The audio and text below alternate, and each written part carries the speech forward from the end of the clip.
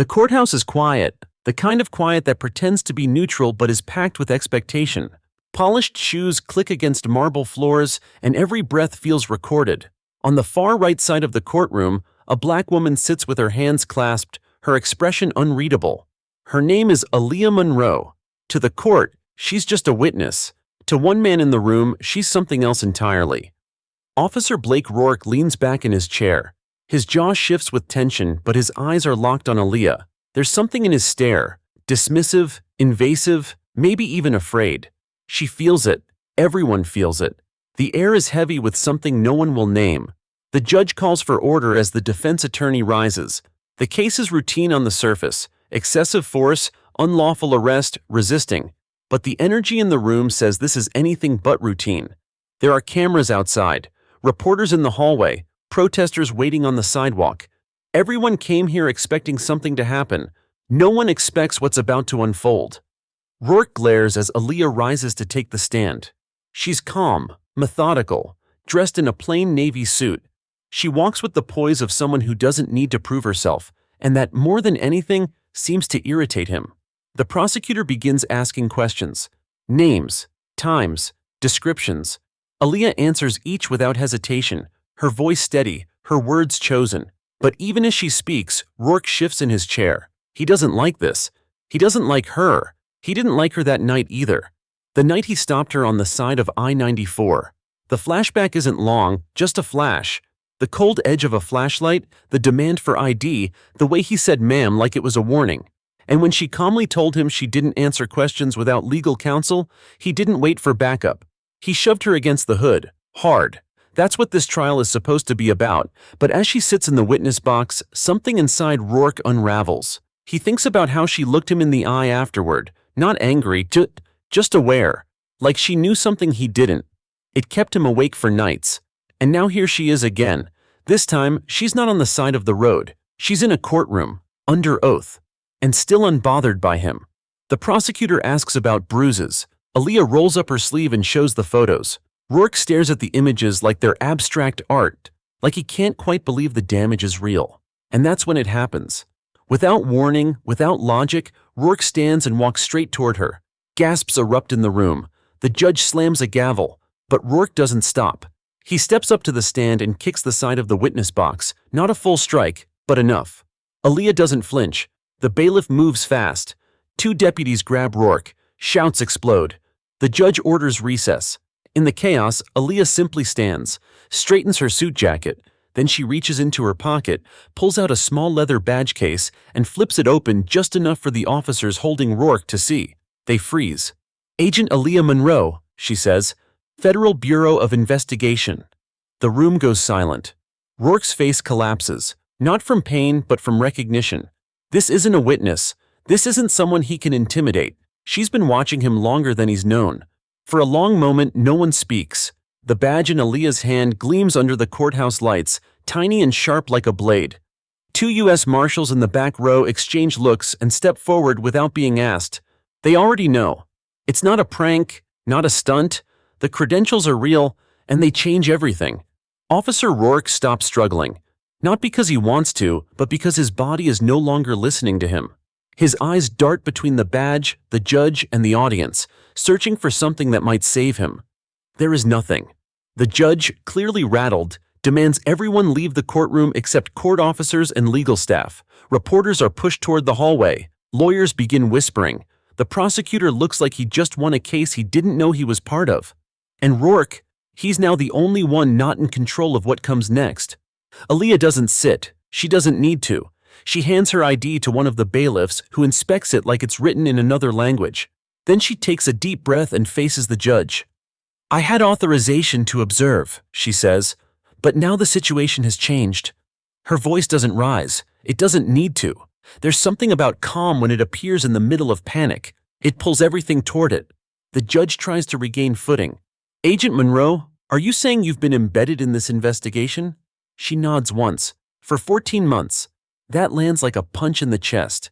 14 months, that means before the stop, before the arrest, before this trial was even scheduled. That means she wasn't just here to testify.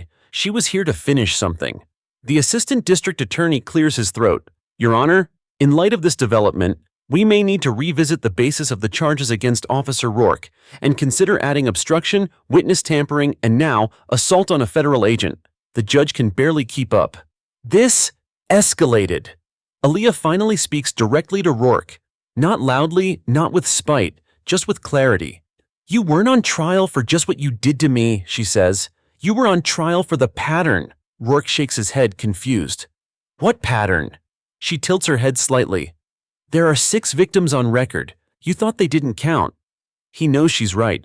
He knows she's known all along. The marshals take over. Rourke is officially placed under federal custody, not local. He's escorted out, and this time he doesn't resist. His uniform, once pressed and proud, now looks like a costume. One pulled off too slowly. Outside, the hallway is buzzing. News spreads faster than procedure. FBI agent reveals identity. Officer lashes out in court. Undercover operation exposed during trial. The headlines are already being typed before the facts are confirmed. Inside the courtroom, Aaliyah stays behind. The judge clears the room completely and calls a recess. What remains is silence, the kind of silence that follows something irreversible. Aaliyah walks to the gallery and sits alone. She doesn't think about the cameras or the chaos. She thinks about the moment she first said yes to the assignment. The first time she saw Rourke's name in a file. The first time she heard a mother describe how her teenage son was thrown against a wall and told, "No one will believe you." It was never about revenge. It was always about proof. A janitor walks by with a trash bin and pauses when he sees her. "You okay?" he asks. Aaliyah nods. "You did good," he says. "Real good." She nods again, then lets her eyes close for half a second. Not to rest, just to reset. Because it's not over. Outside, protesters are already gathering. Not just angry, energized. They know it just happened. Not every detail, but enough to understand the balance just shifted. The people watching from sidewalks, court feeds, and live streams, they saw something rare. Accountability delivered not with shouting, but with planning. Outside the courthouse, the mood has changed from tense to electric. Not chaos, something more focused. Crowds form quickly, some holding signs, some holding phones, and many just holding breath. They saw the video, Aaliyah revealing her badge. The officers freezing, Rourke's face dropping. It spreads like fire on dry leaves. By mid-morning, major networks are already airing the footage. Local anchors speak in stunned tones, using words like unprecedented and stunning turn of events. Commentators argue over whether it was entrapment, a setup, or justice finally done right. But in the center of it all stands Aaliyah Monroe. She doesn't go home, doesn't disappear behind press releases or agents in suits. She stands in the lobby of the courthouse, arms crossed, eyes forward. The cameras can't see her here, but others do. Staff, clerks, community members, they walk past and nod, not in pity, but in recognition. She didn't raise her voice. She didn't threaten anyone. And yet she shook the ground beneath a broken system. In a side conference room, federal prosecutors begin reorganizing their files. What was once a local case is now a federal investigation. Not just into Rourke, but into those who protected him, ignored the signs, and allowed complaints to vanish. Aaliyah joins them briefly, not to lead, just to confirm what she already knows. "There's one more," she says, pulling a folder from her bag. Inside is a sworn affidavit from a former trainee, a young officer who filed a complaint against Rourke 4 years ago, then quietly resigned. His words are clear. "I was told to stop asking questions. They said I didn't want that kind of career." The lead prosecutor reads in silence, then nods. "That's enough," he says. Aaliyah doesn't smile. She just leans back, finally taking a seat. Downstairs, a young man stands at the courthouse steps holding a sign. She didn't yell, she proved it. Reporters rush to him asking who he is. He shrugs. Just someone who got stopped by him once. He doesn't explain further. He doesn't need to.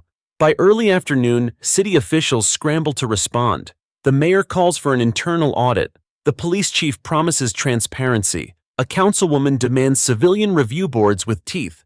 Everyone suddenly wants accountability, now that there's proof they once looked away. Aaliyah watches the statements roll in from a small TV in the courthouse waiting area. A janitor offers her a coffee without saying a word. She accepts it, nods once, and takes a slow sip. This is the part no one films. The quiet between the shock and the system's next move. At 3:15, Julia Langston arrives. Not as mayor this time, but as a former public defender. She walks up to Aaliyah and sits beside her. "You could have walked away after the trial," she says.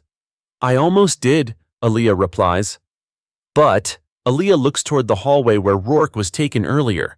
There were too many files left open, too many names without answers. Julia nods. "They'll try to spin it. Say you had an agenda." "I did," Aaliyah says. "The truth." They don't speak after that. They don't need to. By evening, the courthouse is nearly empty. The cameras are gone. The protesters have shifted elsewhere. But the energy remains. It lingers in the floors, in the walls, in the people who passed through and saw something different today. Aaliyah walks out alone, coat wrapped tight, head high. She doesn't take the back exit. She walks straight out the front where the last few stragglers glance up in recognition. She doesn't wave, doesn't stop. But as she passes, a woman with a toddler clutches her child's hand tighter and says, "Just loud enough." That's what strength looks like. By dawn the next day, the city is already wide awake. Headline after headline flashes across newsstands and phones. FBI agent reveals identity in court. Officer assaults woman during trial. She arrests him. Years of complaints surface in wake of trial bombshell. But inside Aaliyah's small apartment, there is no television on, no phone buzzing, just steam rising from a kettle and sunlight spilling across her kitchen floor. She's dressed, composed, calm. Her badge sits quietly on the counter beside a folded blazer. She hasn't decided whether she'll wear it today. Because today isn't about force, it's about follow-through. At 8 a.m., Aaliyah walks into the federal building. No cameras follow her this time. No reporters wait at the door. What happened yesterday has already begun to echo in higher rooms. Places where press doesn't reach, but power certainly does. In a 10th floor office, two senior agents greet her with restrained nods. They offer no congratulations. Only folders. Updates. Requests for testimony. Aaliyah reviews the list. 8 previous complaints linked to Rourke, 5 of which were dismissed without investigation. One case shows a body cam mysteriously lost. Another lists a witness statement that was never filed. There's no surprise on her face. She's seen these before, but now they're no longer fragments. Now they're evidence. She speaks little during the meeting. Just what's necessary. Just what's solid. By 10:30, she's on her way to internal affairs. Not as a witness, not as a plaintiff, but as a federal presence. The officers there know who she is now. Their greetings are stiff, respectful. No one looks directly into her eyes. They show her a wall of archived reports. Complaints that were once dismissed as unfounded. She scans the names. She remembers most of them. One, in particular, makes her pause. Marquis Ellison.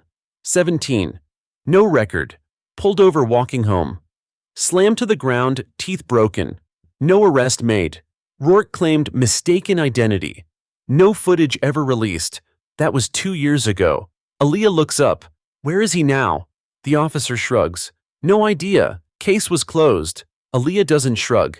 She takes a sticky note, writes the name down, folds it into her pocket. Not closed. Not yet. Back at the courthouse, people still talk.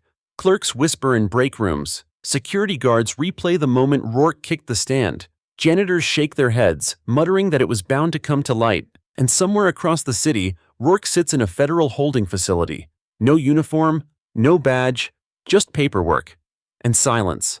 His lawyer has filed no motions. Because what defense do you have when the evidence is public, the badge is real, and the whole country has seen your collapse live? By noon, Aaliyah walks out of internal affairs and steps into the crisp city air. Her coat pulls tight at the collar.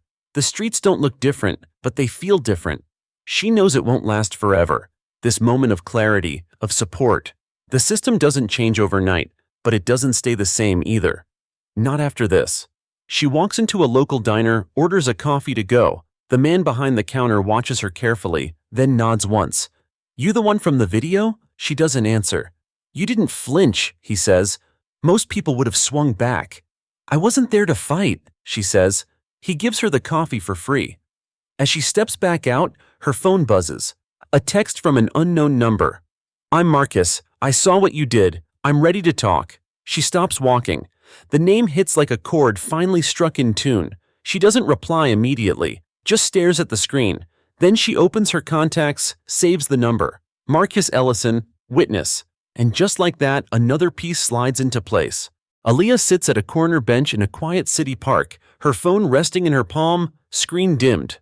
The text from Marquis Ellison remains unread beyond the first glance, but it echoes in her thoughts louder than anything else today.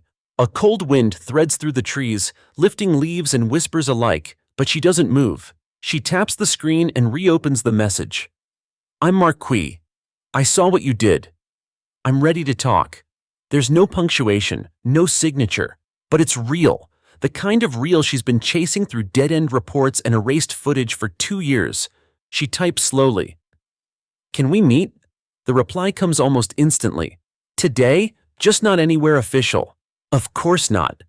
Aaliyah responds with a time and a neutral location, a library 3 neighborhoods away from where the incident happened. She chooses a table in the back near the windows, where no one can sneak up and where the light still feels honest. At 2:43 p.m., he walks in. Marquis is older now, maybe by 2 or 3 years, but his eyes haven't aged the same way.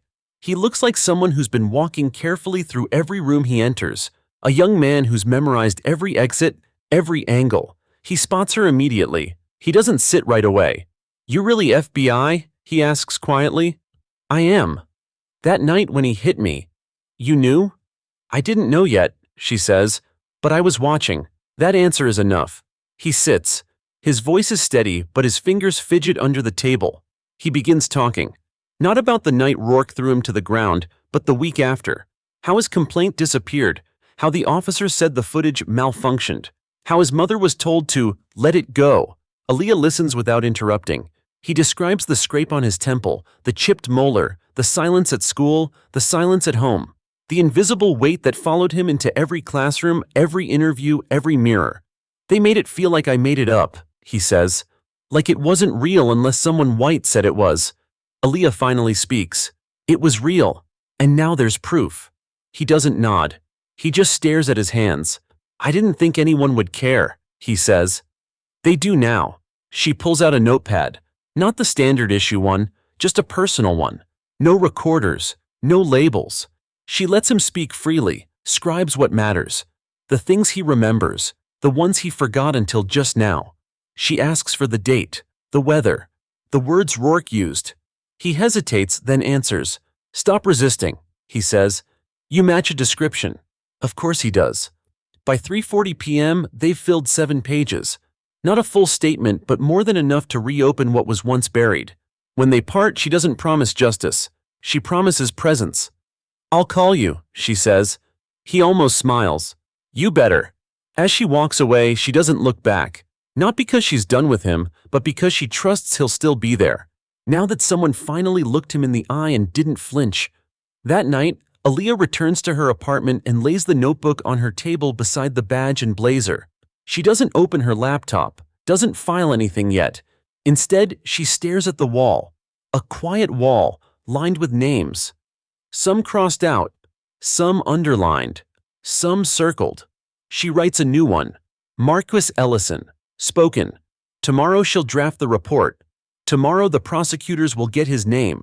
Tomorrow the file will move from forgotten to federal. But tonight, she allows herself one breath of stillness. Not celebration, just acknowledgement that something buried has surfaced, and that now, it can't be ignored again. Morning arrives with overcast skies and a low, persistent hum of rain against the glass. Aaliyah stands at her window, coffee cooling in her hand, eyes fixed on the rhythm outside.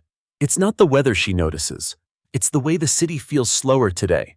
Like something is watching itself. She opens her laptop and pulls up a secure form, then begins typing. Ellison's statement, initial summary. The words aren't emotional, they're deliberate. Each line typed with care. Each detail structured like a foundation. Something to build real action on. She includes the location, the injuries, the audio recollections, the false statements made by responding officers. Everything he told her. All of it. Then she attaches a photo. A still from a streetlight camera across from the corner where it happened. The frame shows a patrol car. Rourke's nameplate just visible. No footage of the actual contact, but it proves the time, the presence, and the lie. She encrypts the file and uploads it into the federal system with a case number that didn't exist before yesterday. Now it does. At 9:17 a.m., her inbox pings. The district attorney's office wants a call. She answers on the second ring.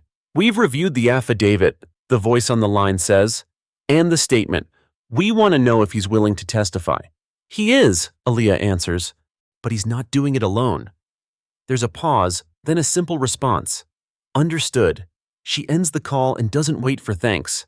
By noon, the file is already circulating through 3 departments: civil rights, federal oversight, and internal accountability. The same machine that once ignored Marquis now pivots, slowly toward him. But it doesn't move on its own. It moves because Aaliyah pushed.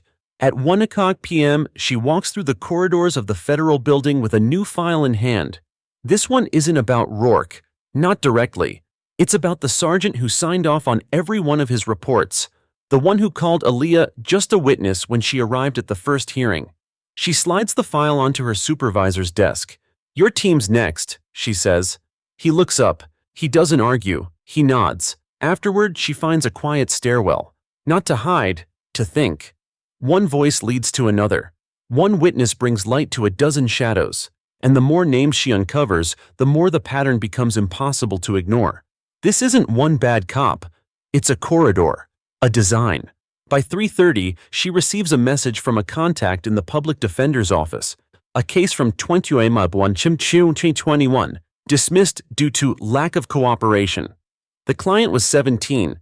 Charges were dropped, but he never returned to school. The officer involved? Rourke. The client's name? Leonel Ramirez. She adds it to her list. Another voice waiting to be found. Outside, the rain slows. Patches of sun break through. But inside Aaliyah's mind, the picture keeps forming. More faces, more silenced moments, more systems stitched together to erase them. At 5 p.m., she finally leaves the office. No fanfare. Just a walk through the lobby, her blazer folded over one arm, badge clipped to her belt. In the parking lot, she passes a woman who watches her a little too long. The woman hesitates, then speaks. "You the one from the court video?" Aaliyah stops. "Yes." The woman doesn't smile, doesn't cry, just says, "My brother went through something. We didn't think anyone would ever believe us." Aaliyah doesn't promise anything, but she reaches into her jacket and pulls out a plain card. No title, just a number. "Have him call me," she says. The woman takes it like it's fragile. That night, Aaliyah lays out every piece of paper across her kitchen table. Photos, names, statements. Each one is a moment, forgotten by systems, but not by the people who lived them. She doesn't see chaos. She sees structure, a map of harm, and now, a path to accountability, because the voices are no longer missing. They're finally being heard, and she's not done yet. The next morning, the first story breaks at 6:42 a.m. A local station runs a quiet segment.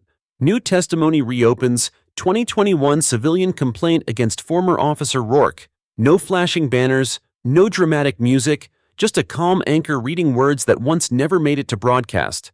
Marquise's name isn't mentioned, but the date, the location, and the signature on the discarded report are. By 8 a.m., 3 more outlets pick it up. Each version slightly sharper, slightly louder. Pattern of misconduct emerges. Dismissed cases may lead to new indictments.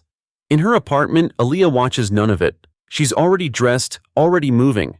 By the time most of the city is waking up, she's walking into the public defender's office, invited, expected. Her presence once confused the system. Now it makes it move. She's greeted by a young attorney holding a stack of thin folders. "I went through old dismissals," he says. "Found 6 more names tied to Rourke. Most never even made it to arraignment." Aaliyah nods. "I want interviews. I'll take the files." They sit in a glass-walled conference room. Fluorescent lights buzz above as she sorts through one folder at a time. Mismatched reports, illegible signatures, photos with no case numbers. She lines them up, tracing what no one bothered to link before. There's a rhythm to this kind of damage, a tempo she's learned to hear. At 10:30 a.m., her phone buzzes, a withheld number. She answers. "I got your card," the voice says. "I'm the one from the parking lot. My brother's name is Devin." A pause. "They did to him what they did to that boy in court. He just never told anyone. Till now." Aaliyah's voice is steady. "Will he speak with me?" He already wrote it down. She arranges a time, another story ready to surface. By midday, the Department of Justice releases a short statement. A pattern of misconduct involving Officer Blake Rourke is under federal review. New evidence has prompted a broader investigation into internal accountability protocols. It's sterile language, but it's real. The kind of statement that only exists when silence has cracked too wide to patch over. Aaliyah returns to the federal building and lays the 6 new folders on her supervisor's desk. They were never random, she says. He looks at the stack. We'll need a task force. We'll need time, Aaliyah replies, and protection. Some of these names, they've been living quiet for years. He nods. She spends the afternoon in front of a whiteboard, building a web. Not of suspects, of systems. She writes names of precinct supervisors, IA officers, clerks who signed off on disappearing complaints. It's not just who did harm, it's who made harm invisible. Every red line on the board is a silence that once went unanswered. Now they're all connected. At 3:45, she receives an email from Internal Affairs. Subject line, Ramirez, Halbury image. Files recovered. Attached are 2 documents, a missing body cam log and a suppression request dated days after Lionel's arrest. It's unsigned, but the handwriting matches one of the dismissed supervisors. Aaliyah prints it out, highlights the key phrases, then files it under active recovery. She pins his name to the top of the whiteboard. Outside, the sun glows behind fading clouds. The city is still going about its business. People wait at crosswalks. Coffee shops hum. No one shouts. But underneath, the current is shifting. At 5 p.m., she steps out of the building. Her phone rings again. This time, the voice is young, hesitant. You don't know me, but I saw what you did. I think he got my cousin too. Back in 2020, no one believed her. Aaliyah doesn't ask for details yet. She just says, I'll listen. That's all it takes. As the call ends, she adds another blank card to her board. No name, just space, a placeholder for truth. She steps back and studies it. The web is no longer a theory. It's a case. Inside the federal task force room, the board isn't just a display now. It's a living record. Aaliyah stands before it, marker in hand, eyes moving from name to name, line to line. What began as a string of disconnected complaints has become a map of a culture that was never supposed to be visible. Until now. Each morning brings more. A new voicemail, a forwarded file, a hesitant knock at an office door. Today it's a letter. Handwritten, folded inside an envelope slipped under her office door. No name, just the words, I saw him do worse. She was pregnant, I couldn't sleep after.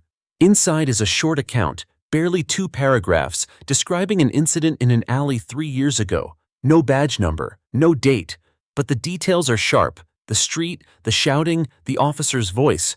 Aaliyah reads it 3 times, then adds a yellow pin to the board. No name, just a note. Alley 2022, unknown female. She doesn't need every name now. The pattern fills in the gaps. By 10:15 a.m., she's meeting with a data analyst. They pull archived police dispatch logs. Patterns emerge. Rourke's patrol zones consistently show complaint spikes followed by sudden drops. Call numbers go missing. Internal memos get closed with phrases like, situation contained, or no further inquiry. Contained doesn't mean resolved. It means buried. She circles 3 shifts with missing logs, matches them to unofficial witness statements. Each time, someone filed. Each time, nothing followed. The analyst looks at her. They used the system to erase the system. No, Aaliyah says. They used trust. Outside the building, press interest is building again. Not for spectacle, for clarity. They want to know why these patterns weren't noticed before, why nothing was done, why victims were told to wait for calls that never came. At noon, Aaliyah receives a visit she didn't expect. Julia Langston. The former mayor walks into the task force office without introduction, her face more resolved than political. I was told not to get involved, she says. You're here anyway, Aaliyah replies. I should have looked closer back then. I ignored my instincts. Aaliyah doesn't console her. She doesn't scold her either. She just says, don't waste this part. Julia steps forward and places a folder on the desk. It's thin but precise. Copies of budget memos, approval notes, command meeting minutes. all pointing to something that was never mentioned publicly: repeated overtime approvals for Rourke's unit, despite internal warnings about incident volume. They funded the cover-ups, Julia says. Aaliyah nods. Now we can prove it. By 2 p.m., the folder becomes part of the federal report. The whiteboard gets a new section. Command complicity. Names move, arrows connect. Red turns to black. Confirmed. It no longer feels like investigation. It feels like reconstruction, like pulling a whole city's memory back from erasure. Later in the afternoon, Aaliyah calls Marquis. He picks up on the first ring. "You okay?" she asks. "I've been better," he says. "But I've never been seen like this before." "There's more coming," she tells him. More people stepping forward. Some were too scared. Some just needed to know they weren't the only ones. He doesn't say much after that, but she hears it, the shift in his voice, from isolation to presence. At 5:30 p.m., she meets with Internal Affairs again. They're quieter now, listening more. She hands over a file with 4 names and 2 confirmed timelines. "I want sealed investigations reopened," she says. "If they push back, I'll take it federal." They don't push back. Outside, the city is caught in a quiet storm. Not the loud kind, the slow, inevitable one. The kind that changes policies, rewrites procedures, opens long-sealed doors. Back in her apartment, Aaliyah adds one more name to the wall. This one isn't a victim. It's an officer, a rookie who left after only 8 months. No misconduct on record, no statement filed, just silence. She places it at the edge of the board, connects it to nothing. Yet, the task force room no longer feels like an office. It feels like a nerve center, something alive, pulsing with names and dates and quiet truths pulled from years of silence. The board stretches wider now, pages taped to the wall around it, corners curling under the weight of air and evidence. Aaliyah stands in front of it like she's listening for movement. Each new name isn't just a person, it's a trigger, a thread. And some of those threads are still unraveling. At 8:12 a.m., she receives a message from an encrypted contact form. No subject line, no signature, just a single line of text. He used to do it off-duty too. She replies with a number, a secure channel. 10 minutes later, the call comes in. The voice is male. Mid-30s, nervous but steady. "I saw him twice," he says. "First time I didn't know who he was. Second time I recognized the tattoo under his collar." He describes an incident at a private parking lot, a late-night altercation where Rourke wore civilian clothes but carried a badge. The report was never filed. The victim didn't press charges, but the memory stuck. "Guy told me he was cleaning up trash, like he was proud." Aaliyah takes notes without breathing too hard. She's heard the tone before, that casual violence dressed in purpose. The man offers one more thing before he hangs up, the name of a woman who witnessed it. She never spoke. Too afraid. But she might now. By 9 a.m., Aaliyah is on the phone with the lead prosecutor. "This isn't just about Rourke's time in uniform," she says. "There are incidents off the record and off the clock." "We'll need verified witnesses," the voice replies. "I'll get them." She's not making a promise. She's making a plan. At 10:30, she meets with a trauma counselor assigned to the task force. They discuss protection options for witnesses. Some are already receiving threats. Subtle, coded, but unmistakable. Anonymous messages. Cars parked too long outside homes. Friends suddenly unavailable.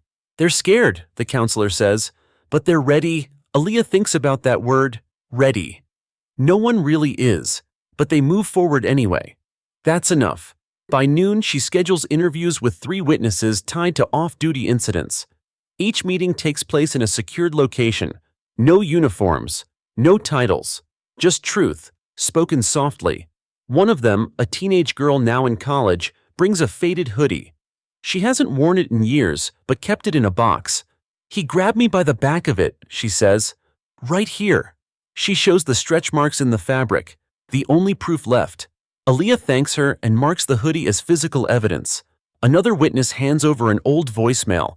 The voice on the recording is low, muffled, but the thread is clear. "You talk, you regret it. We handle our own." It's unsigned, but it carries the same cadence Aaliyah's memorized from interrogation footage. She knows the voice. She doesn't need a signature. She logs the tape, files the transcripts, and updates the board. At 3 p.m., she steps back and stares. The wall looks crowded now. A mural of silence finally broken. The names no longer float alone. They form clusters, radiate out from one center, Rourke. But now there's a second ring. The ones who let him do it. The ones who looked away. And then the outer ring. The witnesses who saw it but said nothing. Until now. At 5:12 p.m., another anonymous envelope arrives at the federal building. Inside, a photo. A young officer standing with Rourke at a bar. Off duty. Both laughing. In the corner of the photo, blurred but unmistakable, is the same girl who brought the hoodie. She's standing outside the bar. Crying. Reaching for her phone. The timestamp matches the day of her account. Aaliyah places the photo beside the hoodie. For the first time, there's a visual match. No longer just memory. Now it's proof. She closes the door to the task force room and writes across the top of the whiteboard, "These are not stories, these are records." The task force whiteboard no longer fits in a single glance. Names, photographs, timelines, and handwritten statements stretch from corner to corner, creeping onto cabinets and taped against windows. Every square inch of wall space tells part of a larger truth, not just about Rourke, but about the ecosystem that fed him. Aaliyah walks in early, too early for anyone else. The building hums with empty silence, broken only by the faint ticking of the wall clock. She stands in front of the board, not to study it, but to absorb it, to feel its weight before another day chips into it further. She grabs a red marker and draws a new connection line, from the anonymous photo sent yesterday, the one of the off-duty bar moment, to a name she had left floating unconnected for days. Officer Kelly Wentz. Wentz was always adjacent, never charged, never complained about, but his name keeps reappearing. A witness statement here, a reference there, a presence in the background, blurred but undeniable. Now, with the bar photo, he's in the foreground. At 8:30 a.m., Aaliyah sits down with a federal oversight liaison. She slides a file across the desk. "I want surveillance footage pulled from the 7th Street precinct," she says. "Every shift overlapping Wentz and Rourke in the last 3 years." The liaison frowns. "That's hundreds of hours of video." "I know," she says. "But somewhere in there, they left something behind." He doesn't argue. He signs the order. At 10:00 a.m., a message arrives from the city clerk's office. One of the oversight committee members has resigned, no reason given, but attached to the message is a scanned memo from last year. It shows the same committee member had previously dismissed a citizen petition demanding an inquiry into excessive force complaints, including 3 tied to Rourke. Aaliyah prints it, pins it. The circle tightens. Just before noon, she meets with Devin, the young man mentioned by the woman in the parking lot. He's taller than she expected, maybe in his late 20s, quiet, but with eyes that track everything. They meet in a neutral office. No lawyers, no recording. He doesn't start with details. He starts with a sentence. "He told me I fit a profile." Aaliyah doesn't ask what that profile was. He explains how Rourke followed him home, how the confrontation happened not in public, but on his doorstep. No witnesses, just an officer and a silence that stretched years. "I didn't file anything. I didn't think I was allowed to." "You are," she says. He nods slowly. "Now I know." She logs his statement under corroborating testimony, then shows him the photo from the bar. "You know either of these men?" she asks. He points instantly. "That's the other one. He drove the car that night. Didn't get out. Just watched." Kelly Wentz again. At 2:45 p.m., a junior agent knocks on her office door. "You need to see this," he says. He hands her a hard drive. It's surveillance footage, early access from the 7th Street precinct. One clip, dated 11 months ago, shows Rourke and Wentz in the evidence room. No audio. But Wentz is holding a report folder. Rourke takes it, shreds the contents. Wentz doesn't stop him. He looks away. Aaliyah watches it 3 times. No hesitation, no shock, just complicity. She timestamps the clip, labels it, "Passive destruction of evidence, co-conspirator, Wentz." At 4:00 p.m., she sends the full report to the U.S. Attorney's Office. Within the hour, a reply comes back. "Preparing formal charges for obstruction and conspiracy. Both officers under review." She adds 2 new pins to the board. The second circle, the enablers, is finally breaking apart. By 6:00 p.m., Aaliyah stands alone again in the task force room. The fluorescent lights buzz overhead. Outside the window, the city moves on, unaware that another fracture in the wall has been exposed. She writes a single phrase on the board beneath everything. "Silence is not neutrality." Then she caps the marker, sits down, and exhales. Tomorrow, the real fallout begins. The headlines return by sunrise. Second officer linked to FBI investigation. New surveillance footage suggests cover-up. Federal task force expands probe into internal corruption. But inside the federal building, there are no celebrations, only forward motion. Aaliyah arrives early again. No coffee, no pause. Her coat still damp from the morning rain. The whiteboard glows under flickering lights, now so full it feels like it's breathing. She doesn't look at it today. She knows what's there. Instead, she walks directly to her desk, pulls out a manila folder labeled Inactive Leads, and opens it to a name she once considered a dead end: Officer Marcus Delroy. He left the force 18 months ago, quietly. No internal affairs case, no public attention. But 3 separate witness statements, including the one from Devon, place him at scenes where Rourke operated with impunity. He was always just out of frame. Now, Aaliyah wants him in it.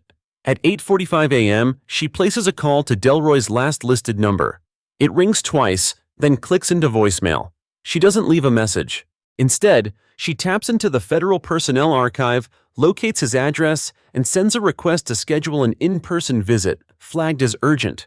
While she waits for a reply, a new report slides across her desk.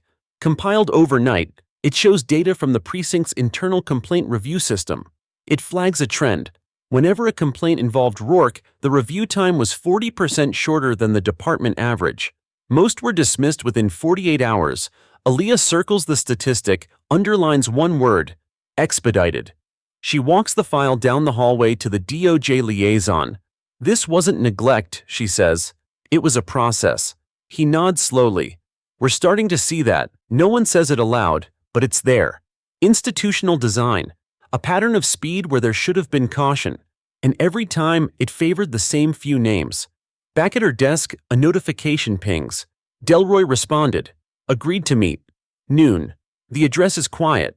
A single-story rental home 2 neighborhoods from where most of the complaints originated. Aaliyah arrives alone. No backup, no badge displayed. Delroy answers the door wearing a faded hoodie and tension behind his eyes. You came fast, he says. I don't wait long, she replies. They sit at a kitchen table, old linoleum peeling under their chairs. Delroy doesn't ask why she's here. He knows, and he doesn't waste time pretending. I didn't touch anyone, he says. But I didn't stop him either. Aaliyah listens. I filed something once, he continues. Anonymous. Just enough to feel like I tried. They traced it back to me anyway. After that, I started trading silence for survival. You knew what he was doing? Everyone did, he says. Some just had better reasons for looking away. Aaliyah writes as he talks, not just the facts, the tone, the pauses, the words he avoids. Guilt lives in structure. He mentions Wentz, says the two of them sometimes ran cleanup after Rourke, paperwork, pressure, quiet calls to victims asking them to withdraw complaints. I thought if I didn't do it, someone worse would, he says. That logic always folds in on itself, but she doesn't judge him. She documents him. Before leaving, she asks, Are you willing to testify? He nods once. If you make sure they don't bury me again. I won't, she says. By 1:30 p.m., Delroy's statement is recorded, verified, and submitted. He becomes the first former officer to speak from inside the system, not just about one incident, but about the chain, the mechanisms, the decay disguised as protocol. She pins his name to the board. Then she draws a bold red circle around a phrase now mentioned in 5 separate reports. Cleanup shift. Not a name, not a code, but a practice, one no one ever recorded officially. At 3:00 p.m., she meets with the assistant U.S. attorney. They go over the latest witness list. There are now 11 victims, 3 officers, and 4 administrative enablers under formal investigation. The room is quiet as the assistant flips through the files. You've built a network, he says. No, Aaliyah replies. I uncovered one. He closes the folder. We're going public with preliminary charges by the end of the week. She nods, but doesn't smile, because public isn't the same as justice. Outside, the rain has stopped. But inside the department, the drip continues. Slow, persistent leaks from within a building that used to seal everything tight. That night, Aaliyah erases a single name from the board. Not because it's finished, but because it's finally moved to court. Before sunrise, Aaliyah is already at her desk. The federal building is nearly empty at this hour, yet the light above her workspace glows steadily, as if refusing to rest. Today isn't about waiting for calls or organizing folders. Today is about one document, the one no one ever filed.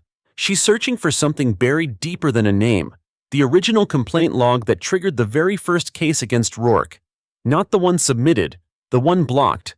By 7:10 a.m., she's logged into the department's legacy archives, a maze of outdated formats and mislabeled reports. She's tracing system flags, not case numbers, looking for internal routing codes for the digital equivalent of a door slammed shut. She finds one, case number 11147R, flagged, pending supervisor review. The timestamp is from 6 years ago. It never cleared review, never triggered action. The officer who submitted it? Anonymous. But the witness attached is not. Aaliyah clicks open the document. There's no body cam footage, just a narrative. The complaint describes an incident in a back alley behind a grocery store. Rourke allegedly shoved a man face first into the wall for not walking fast enough. The man suffered a broken nose. No arrest was made. The narrative ends with the line, "He laughed when he walked away." It's signed, Lionel Ramirez. Her breath stills. She already has Lionel's name from previous reports, scattered, contradictory, mostly dismissed. But this one predates them all. This was the origin, the one they buried first. She prints the document holding it like something fragile. Because it is. At 8:30 a.m., she walks it down to the DOJ liaison and lays it flat on his desk. "This is where it started," she says. "This is the first proof." He studies the page, then looks up. "Ramirez gave testimony already, right?" "He gave memory," she replies. "This is history." He nods, understanding the difference. By 10:00 a.m., she's across town, knocking on a narrow apartment door. Lionel answers, his face more tired than she remembers. "I know it's early," she says, "but I need to show you something." He steps aside, lets her in without asking why. At the kitchen table, she places the report in front of him. He reads slowly. At first, no expression. Then, something shifts in his jaw. "I forgot I even did this," he says. "They told me it was nothing, that it didn't meet use of force policy." She watches his hand press against the paper like he's checking if it's real. "They never meant to help me," he says. "They just waited for me to stop asking." "You didn't stop," Aaliyah says. "They just stopped listening." He nods, once. "I'll testify again," he says. That afternoon, back at the office, she adds a red border around the printed report and pins it at the top of the board, above even Rourke's name, because this isn't just another story, it's the thread that started the knot. By 1:30 p.m., the assistant U.S. attorney calls her in for a formal review. The room is quiet but heavy with momentum. The wall behind him holds a projected list: public charges, pending release, Blake Rourke, 7 counts of civil rights violations, 2 counts of obstruction, 1 count of aggravated assault on a federal agent, Kelly Wentz, 3 counts of conspiracy, 1 count of evidence destruction, Marcus Delroy, 1 count of misconduct, 1 sealed plea agreement, 4 supervisory officials, negligence and administrative suppression. "These go live tomorrow," the attorney says. "After that, no more silence." Aaliyah doesn't nod. She says, "I have 3 more names coming." He looks up sharply. "From where?" "Inside," she says. "Same building, different floors." He doesn't argue. He just updates the line at the bottom of the screen. Plus additional names, under investigation. At 5:00 p.m., the sun cuts through clouds as Aaliyah walks out of the building. For the first time in weeks, she pauses outside, lets the light hit her directly. The air feels like it's shifting, not lighter, but clearer. On her way home, she passes by a wall in the city's civic plaza. Someone's painted over a section with a single phrase, "Not missing, ignored." She stops and stares at it for a moment, then pulls a marker from her bag and adds a small dot beneath the line. Not a correction, just a signature. That night, back in her apartment, she places the original Ramirez report inside a protective sleeve. Then she pins it to her own wall, beside every name still waiting. Some files are complete, some are still whispers, but none are lost anymore. It's the quiet before the release. Inside the federal building, tension coils like a wire pulled too tight. Aaliyah walks the corridor with steady steps, but behind her eyes everything moves faster. Tomorrow, the charges become public. Names that lived in shadows will be spoken aloud, and once they are, nothing can go back. At 7:48 a.m., she enters the task force room, turns on the lights, and faces the board. The red circles, the pinned statements, the silent photos, they no longer look chaotic. They look final, clear, built. She doesn't add to it this morning. She studies it, a reminder of how far the silence once reached. By 8:30 a.m., a sealed envelope arrives on her desk. No return name, no stamp, just placed there. Inside is a typewritten statement from someone anonymous, identifying only as badge number 2921. The contents are short but sharp. I was instructed to misplace 2 complaint forms in 2020. One involved a pregnant woman. I shredded both. It wasn't my idea. The order came from someone above my pay grade. I've carried that weight every day since. I'm not proud. I just want it written down. It's unsigned, but attached is a photocopy of an old shift roster. 2 names highlighted: Sergeant Ellis and Clerk T. Garrison. Aaliyah places the envelope beside her notepad and starts typing. She logs the new information, cross-references it with internal logs, and finds both names listed on the same day of an internal complaint that never made it to database entry. The time gap between the report being filed and the file vanishing is exactly 3 hours. Too fast, too convenient. She adds both names to the growing list of administrative links.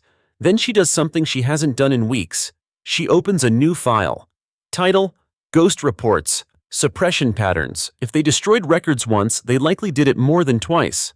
At 10 a.m., she meets with the digital recovery team. They've been working behind the scenes, scrubbing corrupted drives and restoring deleted records from outdated precinct systems. One technician nods to her as she enters. "We got something. It's a system log.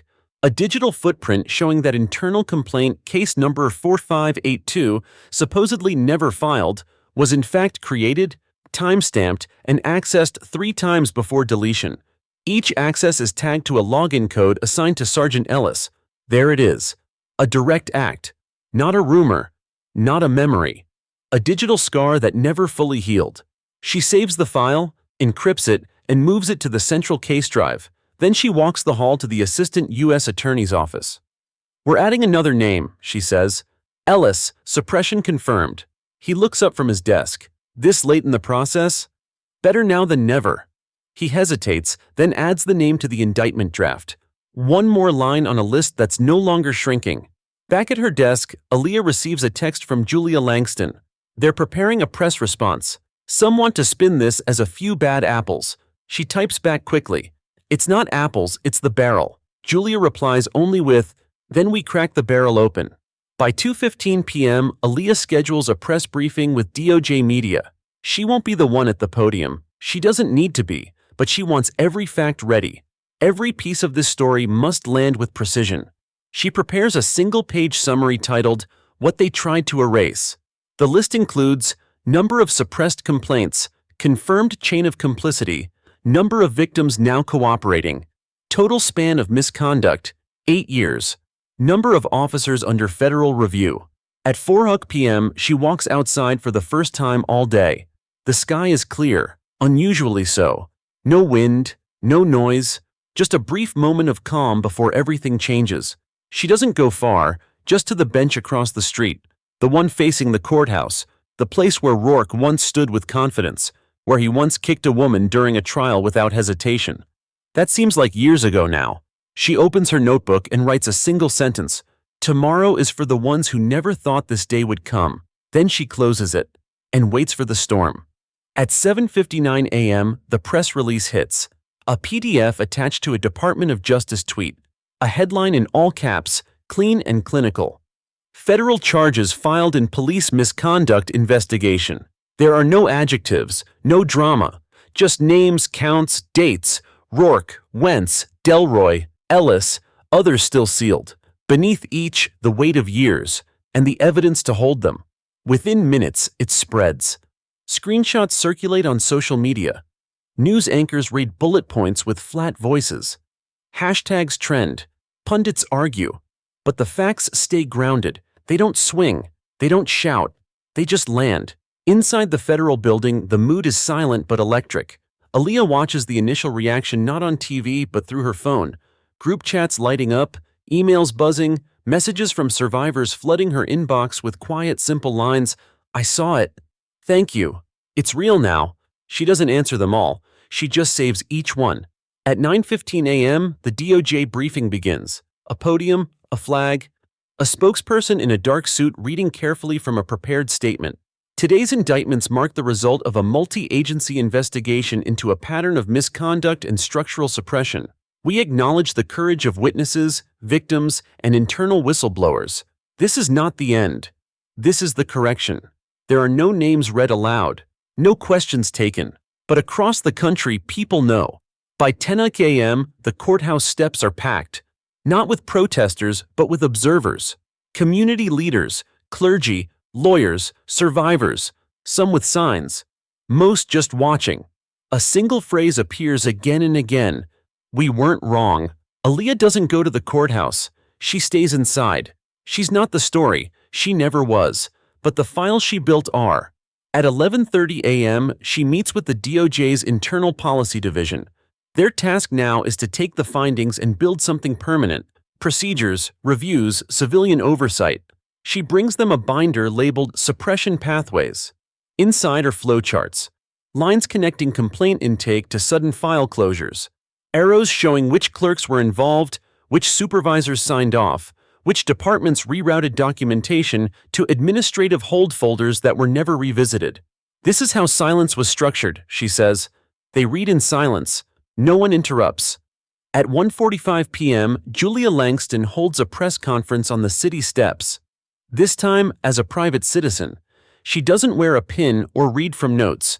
She simply says, "We were told not to look too closely, that doing so would cost us relationships, reputations, elections. And now we know. What it really cost was justice." Some reporters shout questions. She doesn't answer. She folds her hands and steps back. By mid-afternoon, reactions spill into state halls. Other cities call for audits. Precincts scramble to reassure communities. Some departments announce new complaint systems. Others go silent. But in the center of it all, Aaliyah is still working. She's on a call with the Ramirez family, not as an investigator, but as a witness to what persistence looks like. "Lionel's name was the first they buried," she says, "but not the last they'll remember." His sister cries softly, not for closure, for confirmation. At 4:22 p.m., an internal email arrives. More records restored. One new case flagged. 2019. Another name, unreported. Aaliyah opens the attachment. It's a teenage girl. Same precinct, same officer, same type of dismissal. She copies her name, writes it on the wall, not with red or black, but with blue. Because it's not just a record now, it's a recovery. By 6 p.m., the sun dips low. The city begins to exhale, unsure if it should feel relief or rage. Both are valid. Both are earned. Aaliyah walks out of the building. No badge showing, no headlines following. Just her, a notebook, and the hum of a system that finally blinked under the light. Outside, someone stops her. A man in his late 40s. Rough jacket, familiar face. "You're the one who didn't stop, right?" he asks. She nods once. He doesn't introduce himself, just says, "My daughter's gonna sleep better now." Then he walks away, and Aaliyah keeps going. Not finished, not tired, just forward. The next day, the headlines linger, but the tone begins to shift. They're no longer just announcing charges. They're exploring them, dissecting what allowed the silence, how it grew, who looked away. Aaliyah reads none of it. She's in the archive room again, breathing dust and old air, searching beyond what the case has already revealed. Because for every name brought forward, she knows there are more, not missing, just waiting to be acknowledged. By 7:20 a.m., she's found another folder that was never supposed to resurface. Mislabeled as missing notes, it's filled with handwritten observations, informal officer logs, and scraps of citations never officially filed. She flips through each with care. On the fourth page, a scribbled note catches her eye. "Patrol, 11th and Morton, 4:17 a.m., verbal warning, female suspect, R, said, 'Let her go, too much attention lately.'" No incident report follows. No name, just a sentence, but it says enough. He wasn't afraid of wrongdoing. He was afraid of being watched. She scans the document, logs it under informal pattern recognition, and places it with the rest of her growing collection of off-record interactions. It's not admissible evidence, not yet, but it's a mirror, one that reflects more than a badge number. At 9:10 a.m., her phone rings. It's a city investigator from another precinct. He's been watching the case, reviewing his own files. Quiet voice, careful words. I think some of our guys used to meet with his, off-duty, gym locker rooms, no sign-ins, but the names overlap. Send me what you've got, Aaliyah says. He hesitates. You trust the system now? No, she replies. That's why I build it from the outside. He sends the list anyway. By 10:30 a.m., she's marking new pins, some from other cities. The map is no longer local. Rourke was one man, but his methods weren't unique. The silence wasn't a bubble.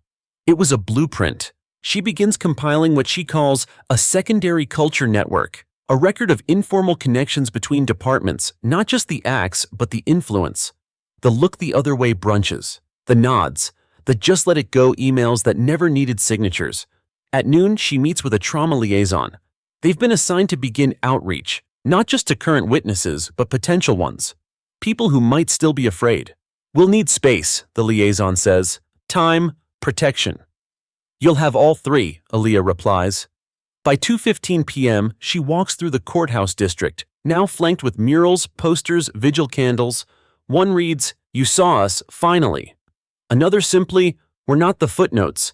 She stops briefly at a chalk outline, not of a body, but a set of footprints drawn in pink. A name written beneath, "I was 12. Aaliyah steps back, not in fear, but in respect. The sidewalk is telling more truth than some precincts ever did. At 4 p.m., a federal call comes in. One of the sealed names from the initial indictment has agreed to cooperate. An administrator, once part of the file routing chain. They're offering testimony in exchange for immunity. She accepts the terms without hesitation. Let them talk, she says. Let's hear what silence cost. The agent on the other end sighs. They said they did it to keep the peace. Aaliyah answers coldly, "That's not peace. That's paralysis." Before leaving the office that evening, she adds one final photo to the board. A group of 5 men at a holiday party, all wearing department jackets. She's seen it before, but now each one is marked, each one tied to something buried. She draws a circle around the image and writes, "They were smiling, but someone was already crying." Then she locks the room and walks out. The deeper Aaliyah digs, the more familiar everything begins to feel. Not the names, not the faces, but the rhythm of the cover-up. The way files vanish just before they matter. The way statements trail off before they threaten rank.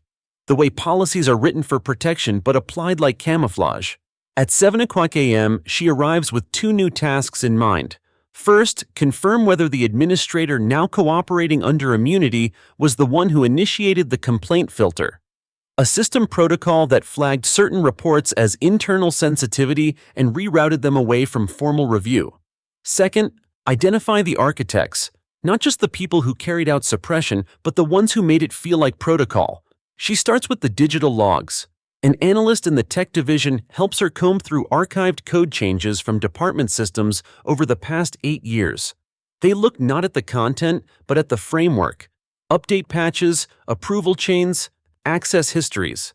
By 8:20 a.m., they find it.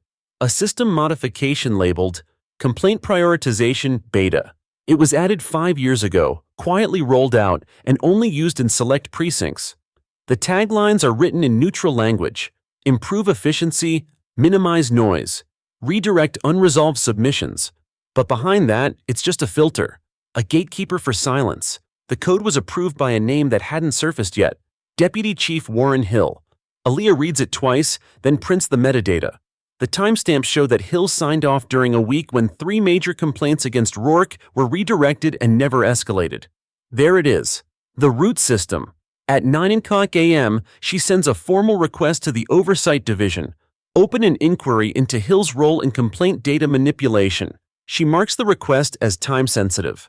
While she waits for a response, she returns to the files from other cities. The culture is bleeding outward. Officers who once worked under Rourke transferred elsewhere. Some left badges behind but carried methods with them. A new report from Portland surfaces, similar suppression language. A case dismissed using the same template Rourke's precinct used in 2018. It's not just behavior, it's replication. At 11:00 a.m., the Oversight Division replies, "Inquiry opened. Deputy Chief Hill placed on administrative leave pending investigation." She leans back in her chair, not in relief, in calculation. This isn't about exposure anymore, it's about excavation. By 1:00 p.m., she meets with the community liaison team, now tasked with coordinating support for witnesses and survivors affected by the case's expansion. The board behind them is filled with new color-coded names: red for confirmed statements, orange for potential testimony, blue for recovered complaints. "These people are no longer invisible," says the lead counselor. Aaliyah adds, "Make sure they don't become vulnerable instead." The room agrees. At 3:15 p.m., she receives an unexpected call. It's from a woman named Grace, a former records clerk who worked in the same building as Hill. Her voice trembles, but not from fear, from holding something in too long. "They told us it was for order," she says. "That rewriting complaints saved time, but it always came down to the same names." "Rourke?" Aaliyah asks. "Him and others like him," Grace says. "They had their own drawer, unofficial, locked, but I saw it." Aaliyah arranges to meet her the next morning. Grace won't go on record yet, but she's willing to name who held the key. Before leaving for the day, Aaliyah updates the whiteboard. She draws a tree. Not artistic, just a structure. At the top, the leaves, the officers named. Beneath, the branches, the enablers. And finally, the roots. Policy. She writes beside it, "We cut the tree, but the roots were always the point." As she steps back, the sun dips below the horizon, casting the board in soft gold. It glows not from glory, but from truth, uncovered, undeniable, and growing. Because now they're not just removing names, they're rewriting the blueprint. At 6:55 a.m., Aaliyah waits outside a quiet corner cafe on the south end of the city. She's early, not out of nervousness, but respect. Grace, the former records clerk, had asked for a public place, neutral ground, somewhere she could speak without walls reminding her who they used to belong to. Grace arrives at 7:03. She wears a large coat and carries an envelope tucked under her arm like it might blow away if she holds it too loose. Her face is tired, but there's something else behind her eyes. Determination sharpened by years of silence. They order tea, sit in a corner booth. The world outside moves without noticing. "I worked in that building for 12 years, Grace says. "We filed complaints, routed reports, archived officer records. It all looked proper." "But," Aaliyah prompts, "but there was always a drawer," Grace says. "Locked, paper only, no case numbers, no system entries, just names, ones we weren't supposed to talk about." She slides the envelope forward. Inside are handwritten notes, not official documents, copies she made for herself. Fragments, snippets, enough to prove the drawer wasn't a rumor, enough to show who fed it. One note reads, "Rourke, follow-up postponed, Hill approval." Another lists initials only, BW, MW, JH, no report, informal resolution. At the bottom of one page, garrison logged, erased, complaint never assigned. Aaliyah reads each one slowly. These aren't formal enough for court, but they are undeniable. "They said it was a backlog drawer," Grace explains, "that the files would get digitized later, but nothing ever left it. It just grew." "Who had the key?" Aaliyah asks. "3 people, Grace says. "Hill, Garrison, and someone from legal. I never got his name." Aaliyah thanks her and promises confidentiality. Grace nods once, then stands to leave. Before walking out, she turns back. "They always said we were just filing papers," she says. "Turns out we were burying people." By 9:15 a.m., Aaliyah's back at the federal building. She scans the notes and creates a new case file. Drawer protocol, unofficial evidence chain. She logs every fragment, matches initials to known names, tracks dates. Within 2 hours, she finds 3 complaints mentioned in Grace's pages that were never entered into the internal system, yet match victim testimonies collected in the last month. That drawer didn't just hide misconduct, it made it untraceable.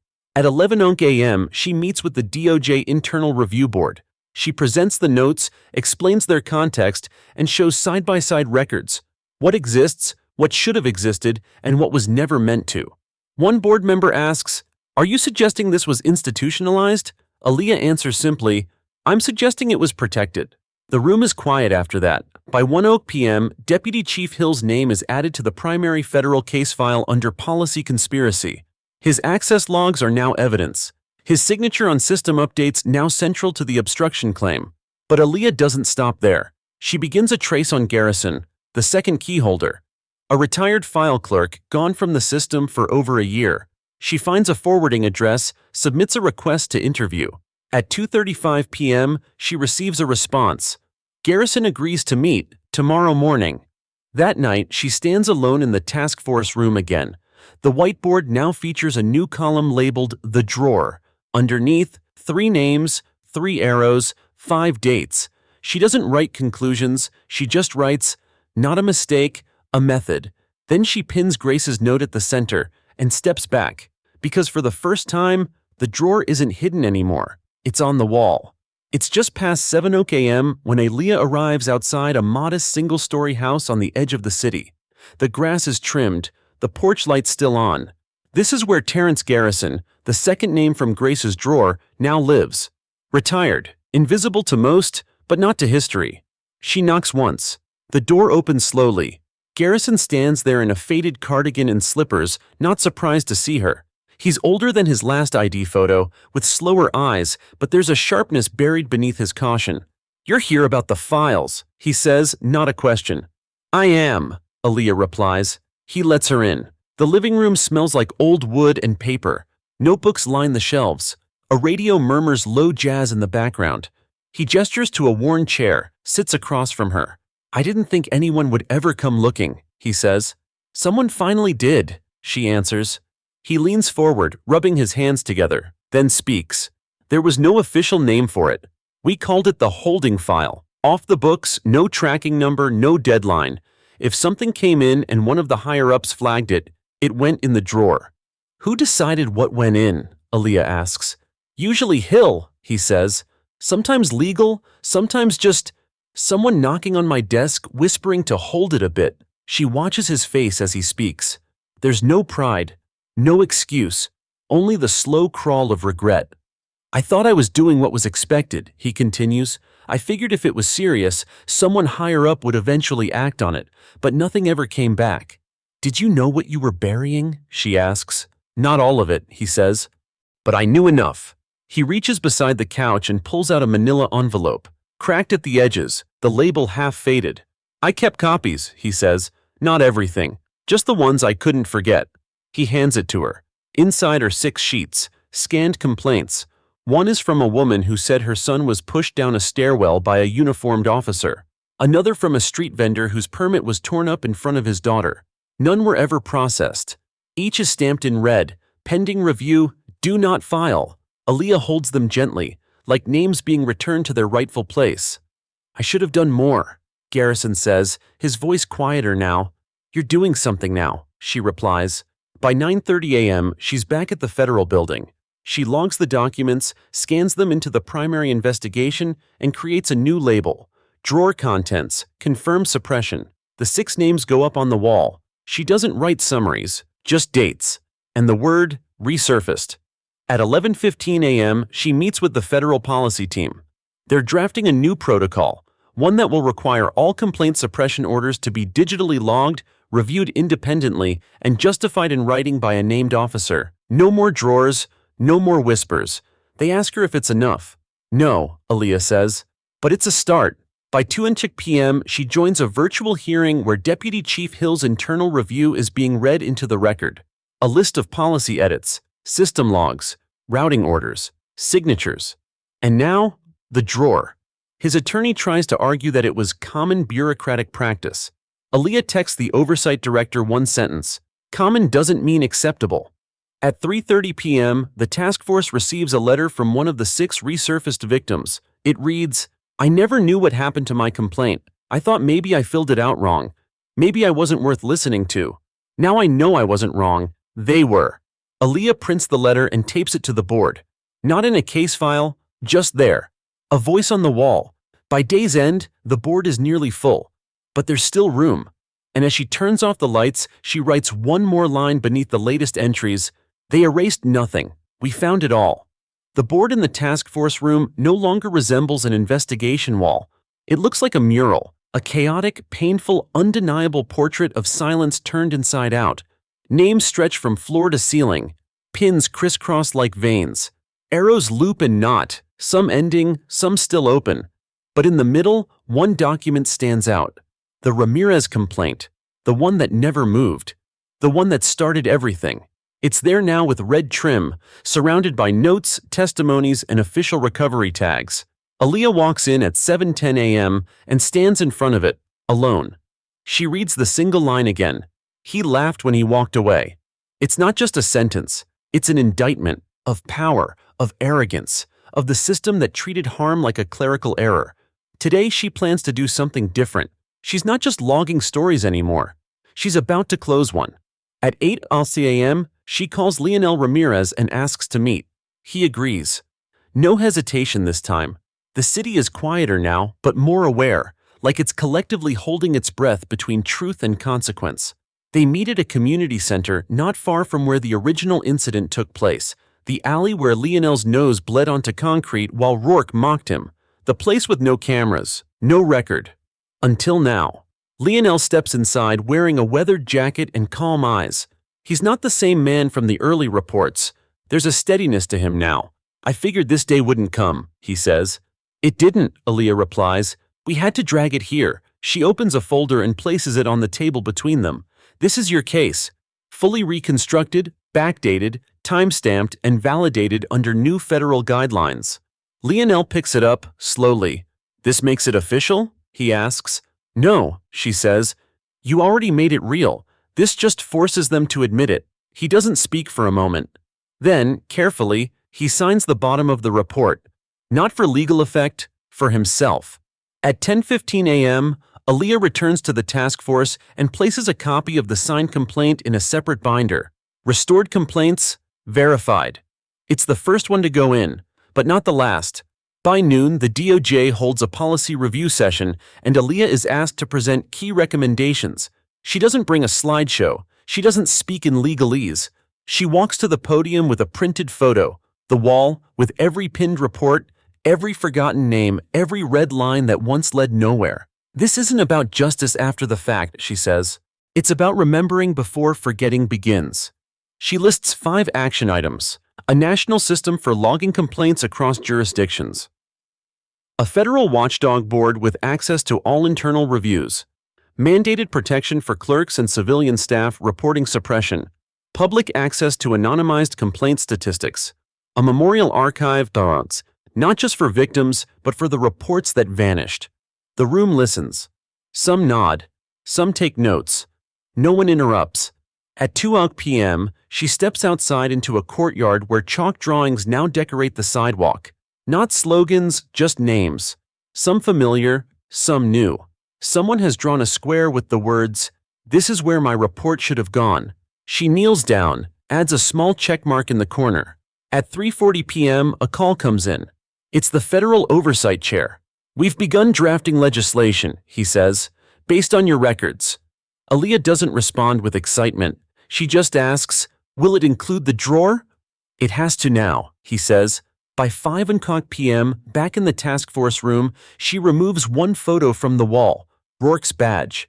She doesn't tear it down in anger. She places it in a folder labeled Concluded. But underneath, she tapes a note that reads, 1 name removed, 50 remembered. That night, before she leaves, she writes a single sentence across the top of the board in thick black marker. No voice was ever lost, only ignored. Then she turns off the lights and locks the door behind her. It's been 24 hours since the board was sealed. The final documents labeled. The names filed not just into folders, but into memory. And yet, Aaliyah returns to the federal building at dawn, not to work, but to witness. She walks into the task force room, unlocks the door for what may be the last time, and lets the morning light pour across the wall.